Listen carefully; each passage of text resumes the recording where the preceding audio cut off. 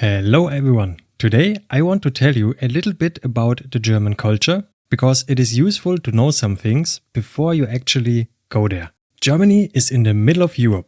It is known for its beautiful castles, tasty bread and good cars like BMW and Mercedes. In Germany, people are usually on time. Being on time is very important here. If you have a meeting at 10, you should come at 10 and not later. Many Germans like order and rules. The streets are clean and the people often recycle their trash. There are special bins for plastic, paper and glass. German food is also special. People eat bread every day. And there are many types of bread, more than 300. Also people like sausages and potatoes.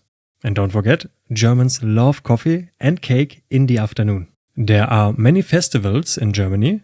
One famous festival is Oktoberfest in Munich. People wear traditional clothes. Men wear Lederhosen and women wear a dirndl. They dance, sing and drink beer together. Music and books are also important in Germany. Famous people from Germany like Beethoven and Goethe you might know. All this, beer and more is all just a small part of the German culture. I hope you enjoyed the little walkthrough. Let me know in the comments what you like the most when it comes to Germany and I see you in the next video. Thank you. Ciao.